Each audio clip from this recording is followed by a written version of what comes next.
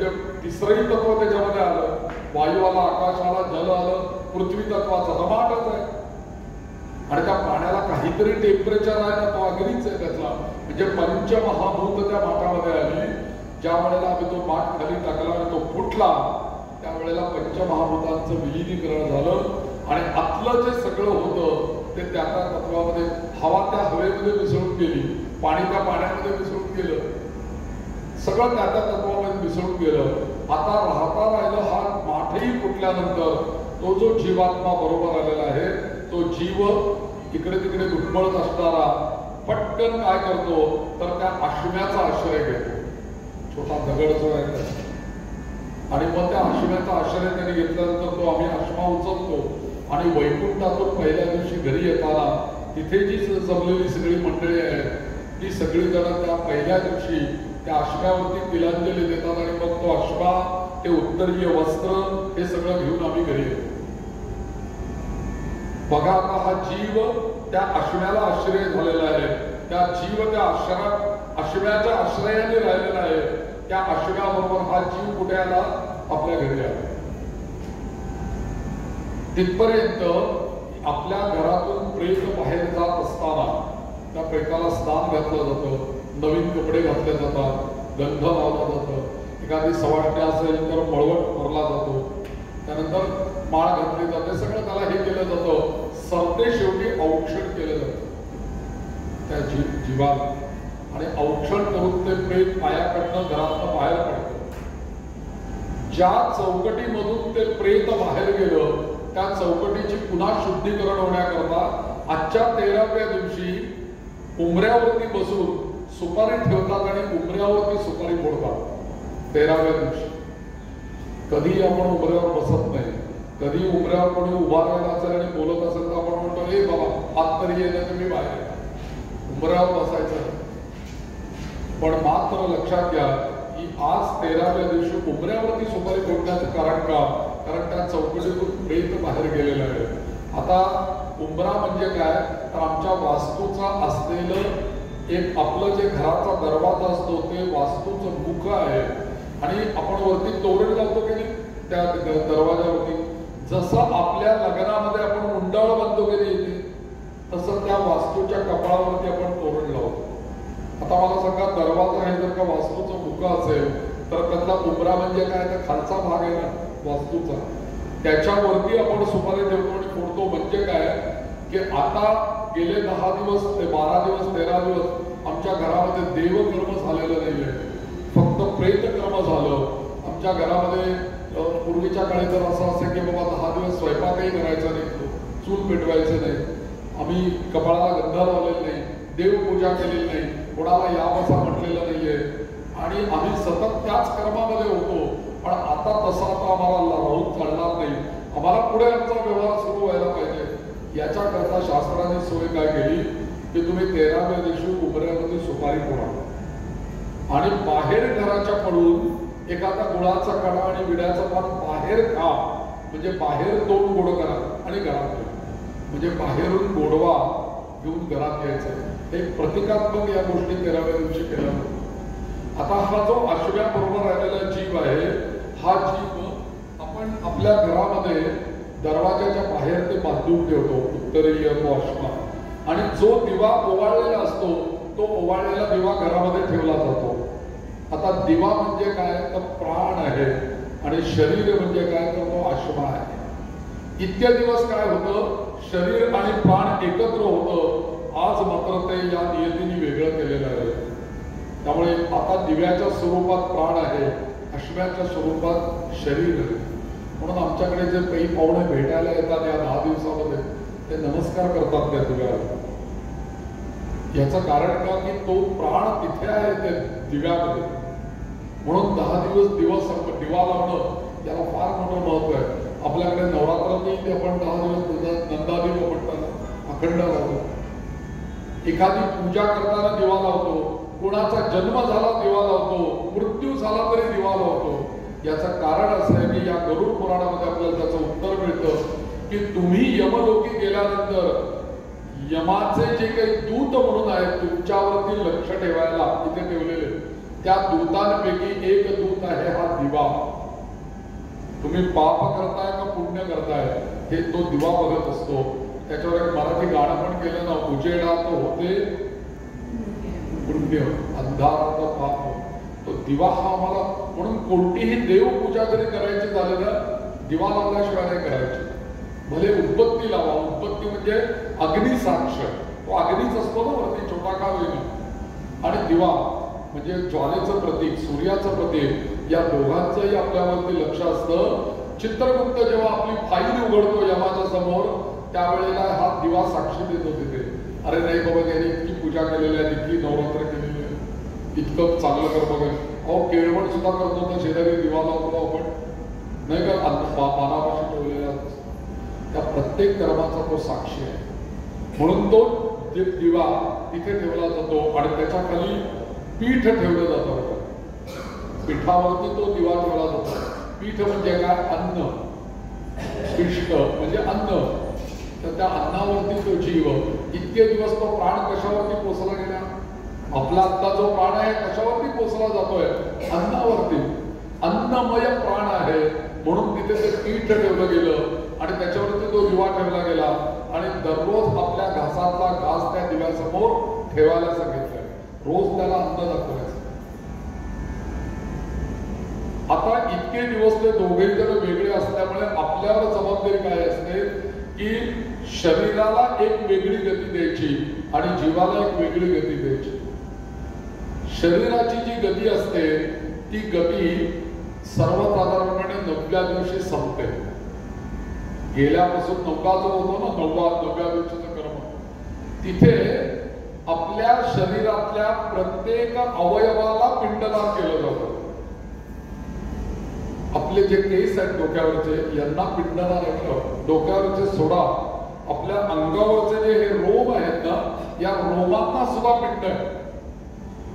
9 दिवसापर्यंत आपल्या प्रत्येक अवयवाला पिंडदान केलं जातं. आणि या पिंडाचे एकंदरीत प्रत्येक दिलेल्या पिंडाचे सर्वसाधारणपणे 4 भाग होतात.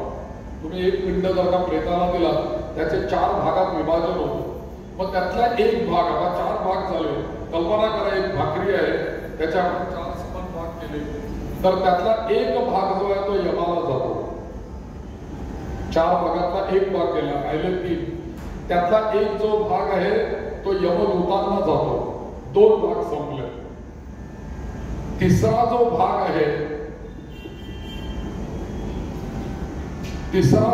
आहे, त्यातला हा इतर त्या यमाचं जे काही मंडळ आहे काम करणारं, ज्याला आपण यमादी चतुर्दश देवता असं म्हटलेलं आहे, त्यांना त्यातला एक भाग जातो आणि 1/4 भाग फक्त त्या जीवाला लागतो. आपण जे पिंडदान करतो त्या पिंडातला 4था भाग फक्त त्याला मिळतो. आणि असा तो पिंडाचा 4था भाग पहिल्या दिवशीपासूनच त्याला मिळतो आणि तो 9व्या दिवशीपर्यंत मिळतच राहतो. म्हणून आता क्रियाकर्म आपण 9व्या दिवशी करतो म्हणून, पण पूर्वीच्या काळी काय करायचे, पहिल्या दिवसापासून रोज क्रियाकर्म करायचे. आजही गावाकडे मंडळी रोज क्रियाकर्म करणारे खूप लोक आहेत. पहिल्या दिवशी, दुसऱ्या दिवशी, तिसऱ्या दिवशी, 4थ्या दिवशी, मध्ये 3ऱ्या दिवशी अस्थि विसर्जन येतं. त्या अस्थि सगळ्या गोळा करून पुण्य चांगल्या तीर्थामध्ये नेऊन टाकायचं येतं. या गरुड पुराणामध्ये अशी गोष्ट येते की अस्थि एखाद्या तीर्थामध्ये नेऊन विसर्जन करणं, याने त्या जीवाला सद्गती मिळते. इथे एक गोष्ट येते गरुड पुराणामध्ये, तुम्हाला मी ती सांगतो की गंगेच्या किनाऱ्यावरती घडलेली एक गोष्ट आहे. गरुड पुराणामध्ये विष्णू सांगतात की गंगेला काय महत्व आहे म्हणे लक्षात घेतो, तर म्हणे गंगेच्या किनारी एक अर्धवट जळत होतं प्रेत आणि 2 गिधाडं आली एकदम तिथे. आणि त्यांनी काय केलं, अर्धवट जळणाऱ्या त्या प्रेताचा एक कुठला तरी अर्धवट जळलेला भाग उचलला, लचका तोडला आणि तो निघाला. दुसऱ्याला काही त्याचा भाग घेता आला नाही. म्हणून पहिल्या गिधाडाने जो लचका तोडलेला होता त्याचं आणि दुसऱ्या एका गिधाडाचं भांडण सुरू झालं. ते मला दे म्हणून. ते पक्षी भांडतात तसं, त्याच्या तोंडातून हिसकावून घेणं. ते भांडण सुरू होता ते पुढं त्या गंगेच्या पात्रावर आलं आणि त्या पात्रावरती आकाशात त्यांचं भांडण सुरू झालं.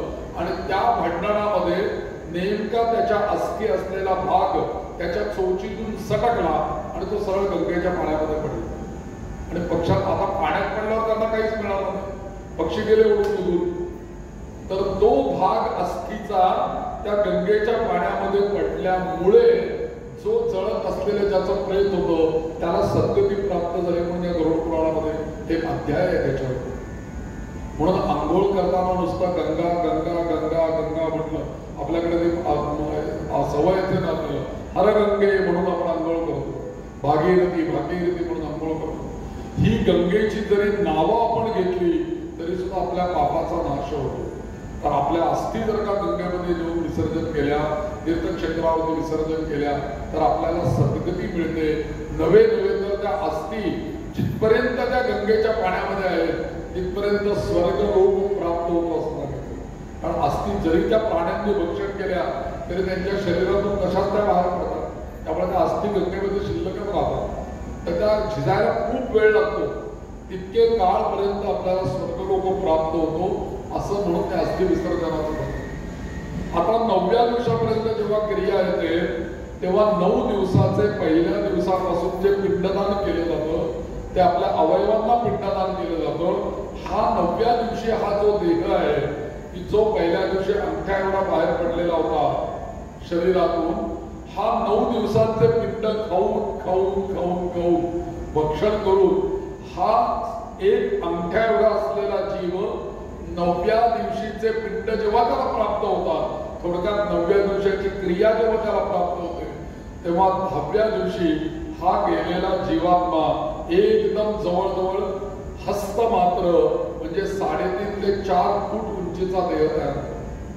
10व्या दिवशी बरं का, 3.5 ते 4 फूट उंचीचा देह तयार होतो. तो कसा असतो देह, तर एखादी उत्पत्ती लावल्यानंतर त्या उत्पत्तीचा धूर कसा दिसतो की नाही आपल्याला, त्या पद्धतीचा तो देह 10व्या दिवशी, ज्याला आजकाल आपण म्हणतो ऑरा, आपण जे देह धारण केलेले आहेत ते देह आपण स्थूल देह बघतो आहोत, पण या स्थूलाच्या पलीकडे एक सूक्ष्म देह आहे की जो आजकाल ऑरा फोटोग्राफी मध्ये पकडला जातो. तुमच्या इथे ठाण्यामध्ये आहे की नाही मला माहित नाही, पण आमच्या पुण्याला 2-3 आता ऑरा फोटोग्राफी सेंटर्स निघाले. ऑरा फोटोग्राफी म्हणजे तुमच्या स्थूल देहाचा फोटो येत नाही, ते कॅमेरा लेन्स लावतात तुमच्यावर आणि तुमच्या भोवतीचे 4 लेअरचे फोटो काढतात. प्रत्येकाला ऑरा आहे बरं मागे, ते आपण नाही का फोटोमध्ये बघत देवाच्या मागे असा तो ऑरा असतो, ते प्रत्येकाचं मलय आहे. फक्त कोणाचं काळं का पांढरं हे ज्याच्या त्याच्या क्रमावरती आहे, देवाचं तेजस्वी असतं. तर तसं ते 4 लेअरचे फोटो येतात आणि त्या लेअरवरनं तुम्हाला कोणती व्याधी झालेली आहे, त्याच्यावर उपाय काय, तुमचं भविष्य काय, मागचा जन्म तुमचा कुठला होता, कदाचित पुढचा कुठला असेल, याचा एक ते अभ्यास आपल्याला छापून देतात ऑरा फोटोग्राफीमध्ये, ऑरा सेंटरमध्ये. जी लोकांना मी मगाशी म्हणूनच म्हटलं की जे विज्ञान पूर्वी म्हणत होतं की एकदा मेलं म्हणजे सगळं संपलं, तसं नाहीये. त्याच्यावरती स्थूल देह अग्नीला समर्पित झाला, उरलेल्या 3 देहांची वाट काय लागली. स्थूल देह अग्नीमध्ये गेला, सूक्ष्म देहाचं काय, वासना देहाचं काय, कारण देहाचं काय, आणि भगवंत गीतेमध्ये म्हणतात महाकारणो देहा, तो महाकारण देहाचं काय. म्हणून अथर्व शीर्षामध्ये म्हणतो बघा आपण, त्वं गुणत्रयातीतः त्वं देहत्रयातीतः. हे देहत्रय कुठले, या देहाच्या 3 देहांच्या पलीकडे आत्मा आहे. पण आत्मा म्हणजेच गणपती आहे, म्हणून त्याच अथर्व शीर्षामध्ये आपल्याला सांगितलं त्वं साक्षात आत्मासे नित्यम, म्हणजे देहत्रयातीत आत्मा म्हणजे गणपती आहे. तुकाराम महाराज सरळ म्हणतात, देह देवाचे मंदिर, आता आत्मा परमेश्वर. अर्थातच आत्मा वेगळा आहे, शरीर वेगळं आहे. इथे म्हणूनच दिवा ठेवला आणि तो शरीर वेगळं ठेवलं अश्माच्या रूपात. आता ह्या जीवाला एकदम 3.5 फूट जो 3.5-4 फूट देह निर्माण होतो, हा कुठला देह, तर हा सूक्ष्म देह तिथे निर्माण होतो. देह निर्माण झाला की त्याला तहान लागणार, देह निर्माण झाला की त्याला भूक लागणार, देह निर्माण झाला की त्याला सगळ्याच गोष्टी निर्माण होणार. आता या देहाच्या बाबतीत गंमत अशी आहे की तुम्ही जे सगळं बोलता ते त्याला ऐकायला येतो, पण तो जे बोलतो ते तुम्हाला ऐकायला येत नाही. तो तुम्हाला पाहू शकतो तुम्ही त्याला पाहू शकत नाही. मात्र हा देह पाहण्याचं सामर्थ्य एका जीवाला भगवंताने दिलं. तो जीव म्हणजे कावळा. त्या कावळ्याच्या देहामध्ये, त्याच्या डोळ्यामध्ये अशी भगवंताने एक रेटिना दिली की त्यामुळे तो स्थूल देह पण पाहू शकतो आणि सूक्ष्म देह पण पाहू शकतो. थोडक्यात ऑरा पाहण्याचं लेन्स त्या कावळ्याच्या डोळ्यामध्ये बसवलेले. हे कोणी सांगितलं तर या रामायणामध्ये एक अशी गोष्ट सांगितली जाते की सीता आणि राम झाडाखाली बसलेले असताना एकांतामध्ये या कावळ्याने काव काव काव काव करून त्यांना व्यत्यय आणला. म्हणून सीताबाईंनी त्यांना त्या कावळ्याला शाप दिला, तू आम्हाला एकांतात बसलेला तू येऊन इथे बघतोयस आणि कावकाव करतोयस, अंधाळा होशील म्हणे. शाप दिला मग ते आले खाली. ते सीताबाईंनी शाप दिलाय, शरण गेले ना मला. राम म्हटले की बाबा सीतेने शाप दिलेला आहे, मी काही तो शाप परत घेऊ शकत नाही, पण मी माझा वरदान तुला देऊ शकतो. तुला एका डोळ्याने दिसणार नाही, दुसऱ्या डोळ्याने दिसेल. कावळा हा एकांश आहे, एका डोळ्यानेच तो बघतो. पण मात्र तुला आशीर्वाद तुम्हाला शरण आलास म्हणून असा देतो की तुझा स्पर्श झाल्याशिवाय कोणालाही मुक्ती मिळणार नाही. म्हणून तो 10व्या दिवशी काकस्पर्श हा जो काही आहे तो 10व्या दिवशी सर्वसाधारणपणे केला जातो.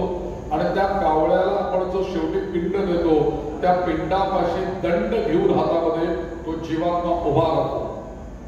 आणि मग आपण म्हटलं की काही काळजी करू नका, तुमच्या मुलाला मी सांभाळेन, तुमचा राहिलेलं काम मी पूर्ण करेन, हे तो ऐकतो आणि मग स्पर्श करतो. असं बरेच वेळेला घडतं बरं का.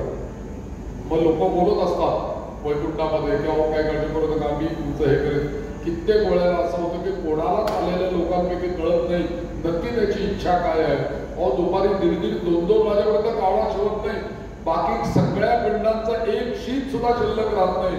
पण एक ठराविक पिंड जो आहे तो दुपारी 1:30-2 वाजेपर्यंत त्याला कोणीच स्पर्श करत नाही, असा तो पिंड तिथे शिल्लक राहतो. ही गोष्ट कशी घडते तर ही गोष्ट अशी घडते की तो जीवात्मा ज्याला 3.5-4 फूट देह प्राप्त झालेला आहे याला तो स्पर्श करू देत नाही. त्याची इच्छा त्याची पूर्ण झाली, तो बाजूला जातो. कावळ्याला कळतं की आता या पिंडामध्ये कोणी नाहीये, लगेच तो कावळा त्याला शिवतो.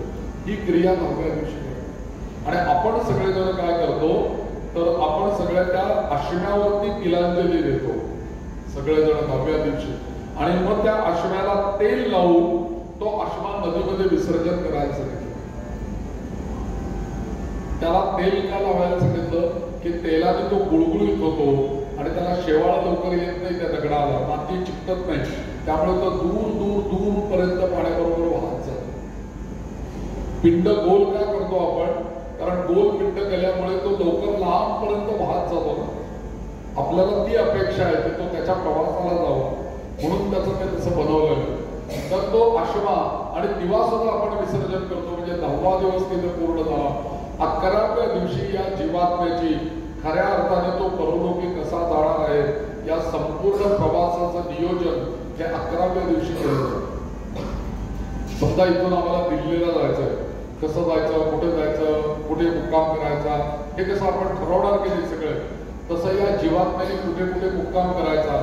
एकंदरीत 18 मुक्कामाच्या जागा, 18 नाही 15 मुक्कामाच्या जागा त्यांनी त्याच्यामध्ये सांगितलं. त्याच्यामध्ये सौरीपूर आहे, नगेंद्र भवन आहे, शीताढ्यपूर आहे, अशी नाव आहेत बरं का गावांची. तो जीव त्या त्या गावांना मुक्काम करतो. ते यमदूत तिथल्या झाडाखाली त्याला बसवतात, त्या यमलोकाच्या मार्गावरच्या झाडाखाली, आणि ते त्यांची शिदोरी खातात यमलोकातनं आलेली. आता याला कोणी शिदोरी पाठवलेली असेल तर या विचाराला ती मिळते. याला शिदोरी कशी मिळते तर 11व्या दिवशी ही जी सगळी श्राद्ध केली जातात 11 महिन्यांची, 12 महिन्यांची, आणि आजही आपण जी मासिक श्राद्ध करतोय बघा घरामध्ये, ही जी मासिक श्राद्धाची 16 मांडलेली आहेत, या श्राद्धातल्या प्रत्येक श्राद्धातलं अन्न आणि पाणी त्या जीवाला तिथे तिथे तिथे तिथे तसं प्राप्त होतं. आणि ते घेत घेत घेत घेत 1 वर्षाने सर्वसाधारणपणे हा जीव तिथे जाऊन पोचतो यमलोक. 1 वर्षाचा प्रवास आहे. आता ही गेलेली व्यक्ती जी आहे, या गेलेल्या व्यक्तीला आपल्या आधी गेलेल्या वंशातले जे लोक असतील त्यांच्यामध्ये एकत्र करणं गरजेचं आहे. त्यांना त्याच्यामध्ये मिसळून टाकायला पाहिजे. म्हणून त्या मिसळून टाकण्यासाठी आता सर्वसाधारणपणे जेव्हा आपण आपल्या वडिलांचं श्राद्ध करतो तेव्हा 3 लोक घेतो ना आपण, वडील, आजोबा आणि पणजोबा. तर ज्या वेळेला नवीन व्यक्ती जाते त्यावेळेला चौथीची पिढी असते त्यांना मुक्त करायला पाहिजे. म्हणून चौथ्या पिढीला मुक्त करून पुढे 3 पिढ्या एकमेकाला जोडण्यासाठी जो विधी केला जातो तो 12व्या दिवशी सपिंडीकरण नावाचा विधी केला जातो. त्या विधीचं नाव आहे सपिंडीकरण. तिथे एक प्रेतपिंड दिला जातो वरवंट्यासारखा. त्याचे 2 भाग केले जातात. वडील, आजोबा, पणजोबा जे कोणी असतील, आई, आजी, पणजी त्यांना पिंडदान केलं जातं. खापर पणजीला पिंडदान केलं जातं आणि मग त्या दोन्ही पिंडांचं एकत्रीकरण केलं जातं. पुन्हा एकत्रीकरण करून त्यांच्यावर परत पिंडदान केलं जातं आणि एक पिढी त्यातनं मुक्त होते. पुढे 3 पिढ्या कंटिन्यू आपल्याला चालू होतात. या सगळ्या विधीला सपिंडीकरण असं नाव आहे. हे 12व्या दिवशी होतं आणि 13व्या दिवशीचा जो विधी आहे त्या दिवशी आपण महत्वाचा विधी करतो तो म्हणजे निधन शांत करतो. मी जे सांगितलं ना सुपारी फोडण्याचा विधी, तो सुपारी फोडण्याचा विधी या निधन शांतीमध्ये असतो. या निधन शांती झाल्याशिवाय आपल्याला कपाळाला गंध लावण्याचा अधिकार प्राप्त होत नाही. कारण गेल्या 10 दिवसात आपण कुंकूच लावलेलं नाही ना कपाळाला. मंगल तिलक कुठे धारण केलंय? निधन शांत इतर वेळेला तुमच्याकडे गुरुजी आल्यानंतर कार्यक्रमाला ते पहिलं तुमच्या कपाळाला गंध लावतात आणि मग केशवायनमा पूजा सुरू होते आणि सांगतात देवाला जाऊन विडा ठेवून या, मग संकल्प करतात. इथे मात्र निधन शांत झाल्यानंतर तुम्हाला कपाळाला तिलक लावतात आणि निधन शांत झाल्यानंतर तुम्ही देवाला विडा ठेवायला जाता. या निधन शांतीमध्ये आमच्याकडे जी वैदिक मंत्र म्हटले जातात या मंत्रांमध्ये ऋग्वेदातले विशेष मंत्र आहेत बरं का. शांती सूक्त विशेष म्हणजे तुम्हाला ते शांती मंत्र व्यक्ती जन्माला आल्यानंतर जो शांतीपाठ केला जातो ना 10 दिवसामध्ये, त्याही वेळेला त्यातलेच काही मंत्र म्हटले जातात. पण या निधन शांतीमध्ये मात्र एक शंतातीय सूक्त म्हणून एक वेगळाच भाग आहे. 31 मंत्र आहेत ते, त्याला शंतातीय सूक्त म्हटलेलं आहे. या शंतातीय सूक्ताचं फल काय आहे? शंतातीय सूक्तांचं फल असं आहे अरिष्ट निवारण. आमच्याकडे मूर्ती बसवतात की नाही देवळामध्ये, दगडाची, पाषाणाची, त्यावेळेला ती मूर्ती सगळे संस्कार झाल्यानंतर ज्या वेळेला ती मंदिरामध्ये आम्ही घेऊन जातो त्यावेळेला तिथे हे शंतातीय मंत्र म्हणायला सांगितलं. का तर ती मूर्ती तिथपर्यंत सुखरूप गेली पाहिजे ना, तिच्या कुठल्याही अवयवावर ते अरिष्ट आला नाही पाहिजे. म्हणून अरिष्ट निवारण करणारे मंत्र आज निधन शांतीमध्ये म्हटले जातात. अर्थ असा झाला की या जगामध्ये अरिष्ट असं जे आपण शब्द वापरतो की नाही, तर शास्त्रामध्ये वेदामध्ये अरिष्ट म्हटलं की मृत्यू, यालाच अरिष्ट म्हटलेलं आहे.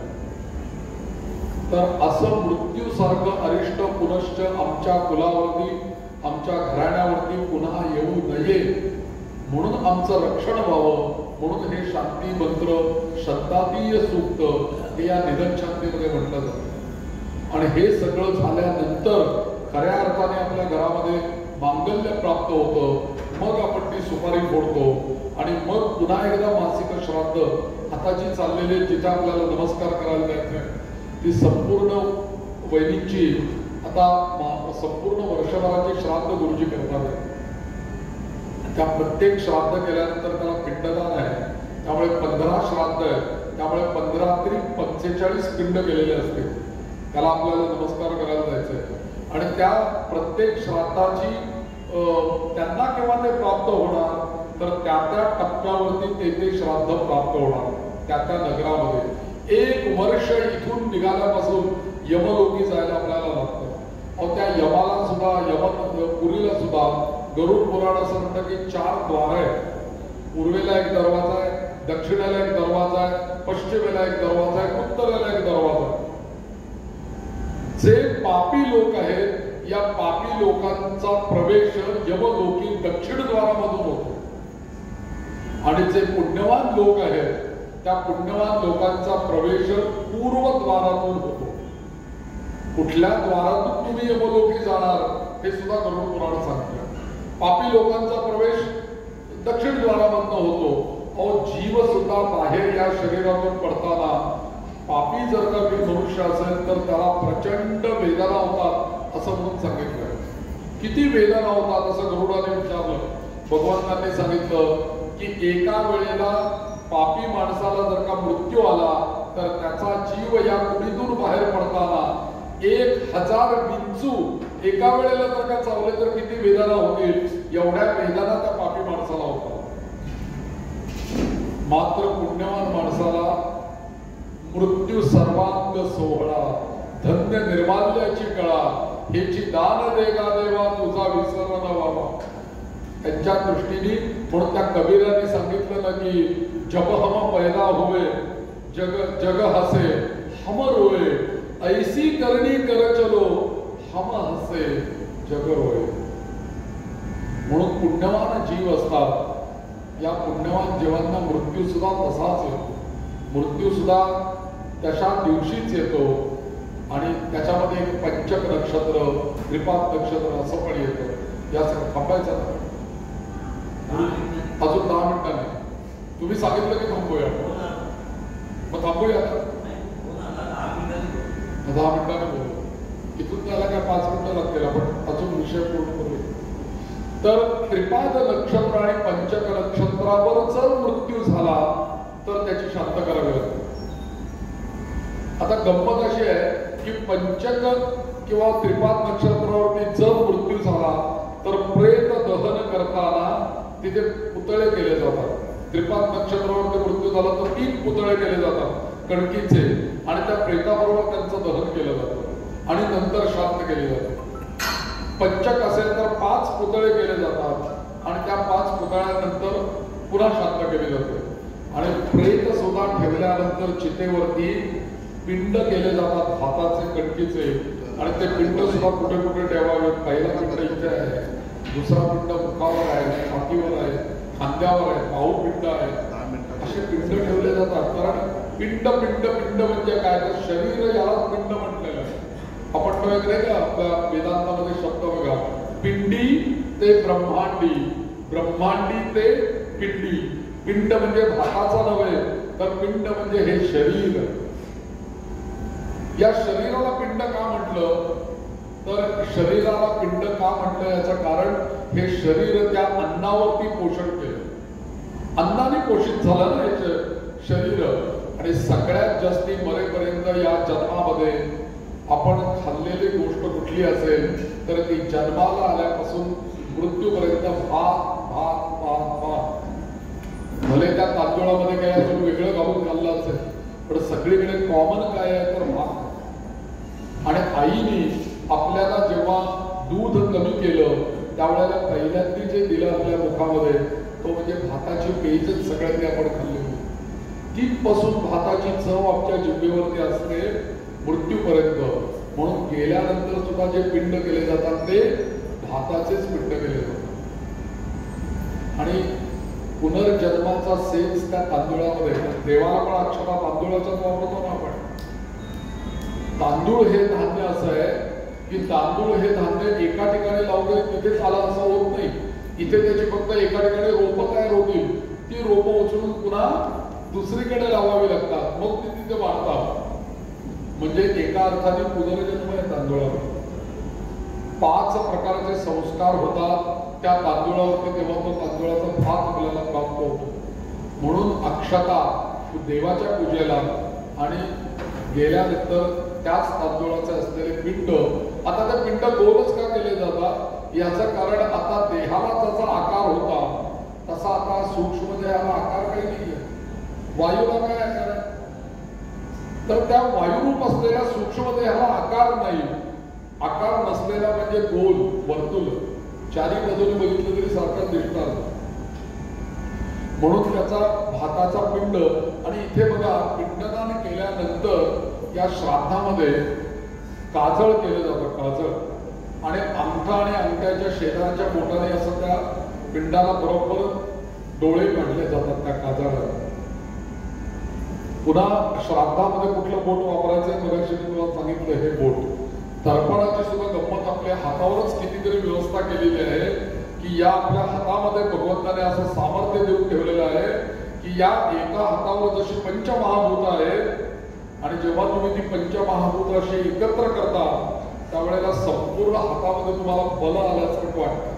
तुम्ही त्यातलं एक जरी महाभूत सोडलं आणि मूठ किती घट्ट मिटा शक्ती नाहीये, पण ज्या वेळेला पंचत्व करता तुम्ही पूर्ण, आयुर्वेदामध्ये सुद्धा पंचकर्म, देवाच्या पूजेमध्ये सुद्धा पंचामृत, जेवणामध्ये सुद्धा पंचामृत, त्या पंच गोष्टींना एकत्र केल्याशिवाय पूर्णत्व नाही.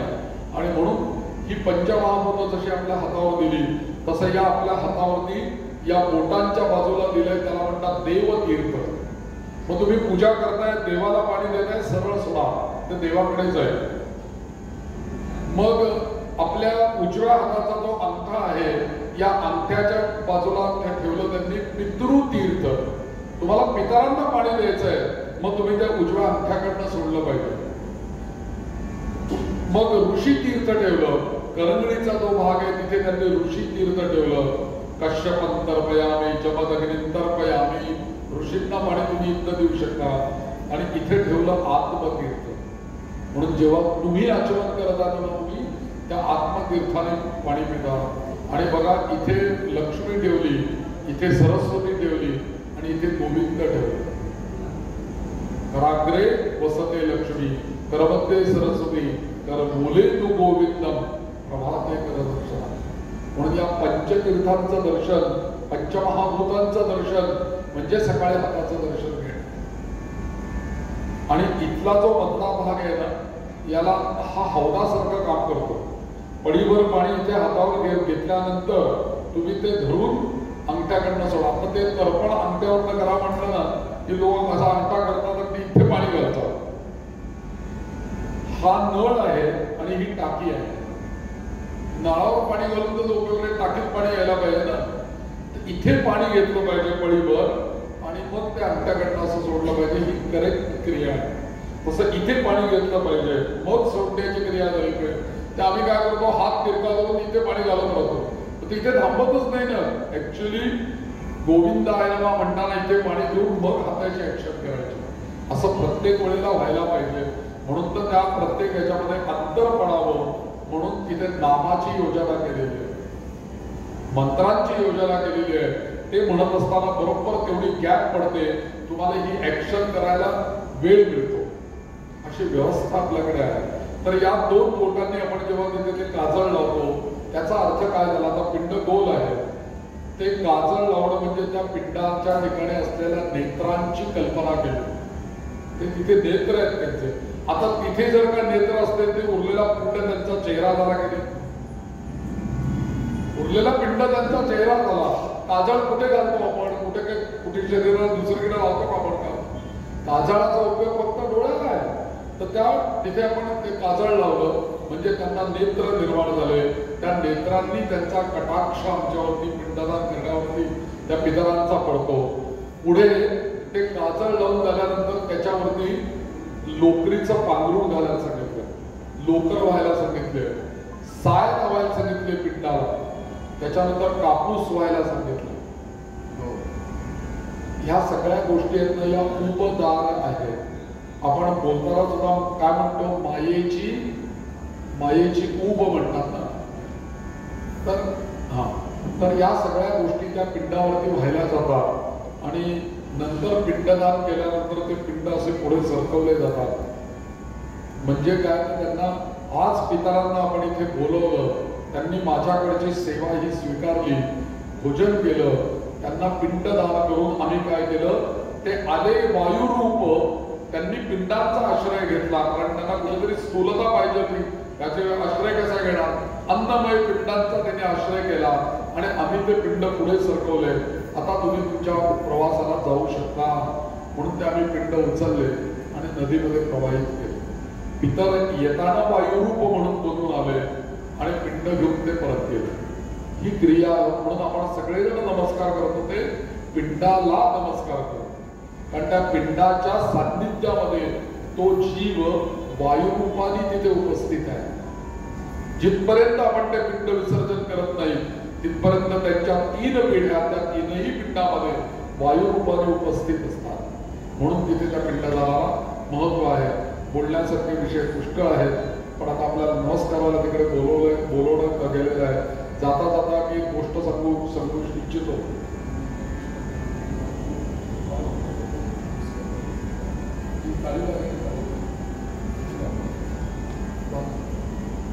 तर सांगण्यासारखे विषय पुष्कळ आहेत आणि समजावून घेण्यासारखे विषय पुष्कळ आहेत. आजकाल या सगळ्या गोष्टींची आपल्याला जरूर माहिती पाहिजे. अन्यथा आपल्या पुढच्या पिढ्यांना याचं काहीही महत्व नाही, कारण बिचारांना माहीत नाही, त्यांचा दोष नाही आहे. आता जे लोक म्हणतात की आमचे वडील गेले तर काही नाही, संस्थेला 10,000 रुपये देणगी देऊन टाका, करायचं काय कर्म असं म्हणणारे प्रजा आहे बरं आता पुढे. तर आणि आम्हाला सुट्टी नाही, रजा नाही असं पण म्हणणारे महाभाग आहे. तुमच्या इथे आहेत की नाही मला माहिती, आमच्या पुण्यात आहे. तर मला काय म्हणायचंय, भगवंत देवाने असं आपल्याला शास्त्राने सांगितलंय, उरलेली 1,00,000 कामं 10,000 कामं बाजूला ठेवा आणि पहिलं कर्म गेलेल्या माणसाला सद्गती देण्याकरता. म्हणून देव सुद्धा असं म्हणतात आम्हाला 10 दिवस, अरे माझी नाही पूजा तू 10 दिवस केलीस तरी चालेल, माझ्याकरता तू काही नाही केलंस तरी चालेल, मी 10 दिवस तसाच राहतो तुझ्या घरामध्ये, मला स्नान नाही घातलं तरी चालेल, पहिलं ते प्रेत कर्म कर, त्याच्याकरता तू सुतक पाळायला पाहिजे.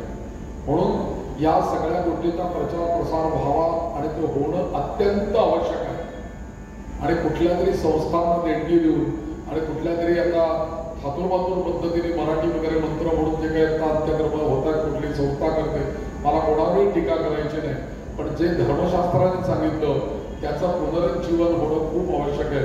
आपण रामांची प्रतिष्ठापना बघितली, या जगातले सगळे जण एवढे त्या रामावरती केंद्रित असताना त्यांनी जर का मनात आणलं असतं तर कशाही पद्धतीने राम नुसता उचलून जरी मूर्ती ठेवली असती झालं असतं की करायचे का 16 आणि करायचे का पंतप्रधानांना आमच्या 10 दिवस उपास करून.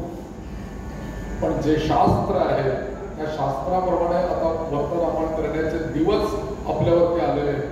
आपल्याला सनातन धर्माला उच्चावस्था प्राप्त करून द्यायची आहे, विश्वगुरु भारत व्हायला पाहिजे. म्हणजे या सगळ्या गोष्टींमधलं रहस्य शास्त्र शुद्ध आम्हाला कळलं पाहिजे, हयादी नाही तर सज्ञानाने आम्हाला ते कळलं पाहिजे. तर याकरता मी गेल्या अनेक वर्ष प्रयत्न करतोय.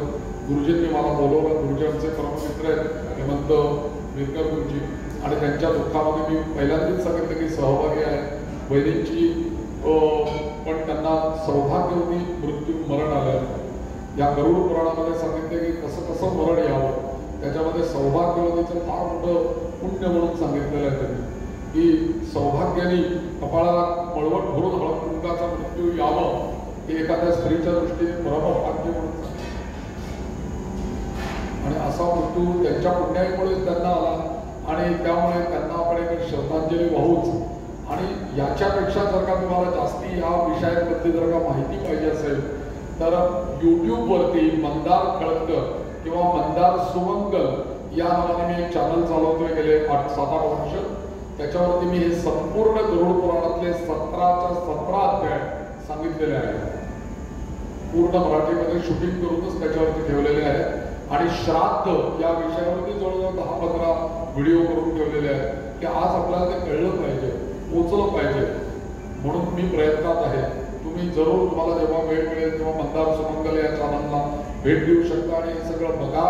ज्यांना कोणाला पाहिजे असेल, आता कोणी गेलं आसपासचं तर गरुड पुराण सांगायला माणसं मिळत नाही, तुम्ही ते शेअर करू शकता की तुम्ही हे ऐका. कारण आता प्रत्यक्ष ब्राह्मणही एकमेकांकडे आपण जाऊ शकत नाही, अंतर खूप असतात, वेळ मिळाला पाहिजे. आम्ही पुण्यातल्या पुण्यात गरुड पुराण सांगायला 2-4 दिवसात जाऊ शकत नाही अशी स्थिती, कारण वेळ मिळाला पाहिजे ना तेवढा. तर त्याच्याकरता हे रेकॉर्डिंग करून ठेवलेलं आहे सगळं. जरूर त्याचा लाभ घ्या. मंदार सुमंगल असं युट्यूबवर टाकलं की माझा चॅनल येईल. आता आपण वैदिकला एक श्रद्धांजली म्हणून एक मंत्र म्हणतो मी, आणि याच्यात शंकराचार्यांनी एक निर्वाण शक्कम म्हणून आपल्याकडे दिलेलं आहे. मी सुरुवातीला त्यातला एक श्लोक म्हटला, मनोबुद्धी अहंकार चित्ता निनाह. त्यातले एक मी 2 श्लोक म्हणतो, पहिला आणि शेवटचा. ते श्लोक म्हणता म्हणता मनापासून श्रद्धांजली आपण गोविंदा अर्पण करा आणि नंतर एक सेकंद अर्धा मिनिट आपण उभं राहू. आधी मी ते श्लोक म्हणते.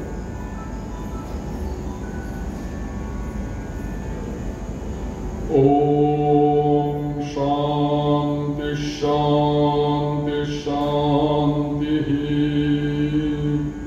पूर्णमिदं पूर्णमिदं पूर्णात् पूर्णमुदच्यते पूर्णस्य पूर्णमादाय पूर्णमेवावशिष्यते. मनोबुद्ध्यहंकार चित्तानि नाहं न च श्रोत्रजिह्वे न च घ्राणनेत्रे न च व्योमभूमिर्न तेजो न वायुः चिदानन्दरूप शिवोऽहं. शिवोऽहं म्हणा आपण. शिवोऽहं शिवोऽहं शिवोऽहं शिवोऽहं. शेवटचा श्लोक याचा अत्यंत महत्वाचा आहे. अहं निर्विकल्पो निराकार रूपो विभुत्वाच सर्वत्र सर्वेन्द्रियाणां न चासंगतं नैव मुक्तिर्न मेयः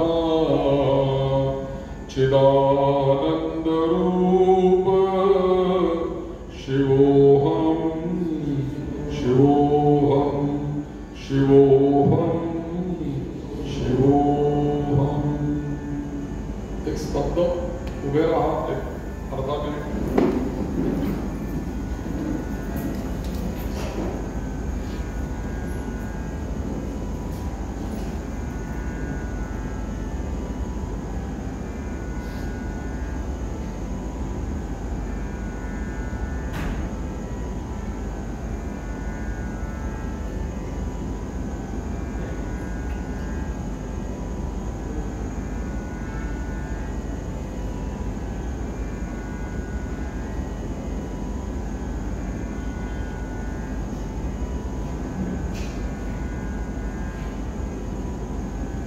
ओम शांति शांति शांति.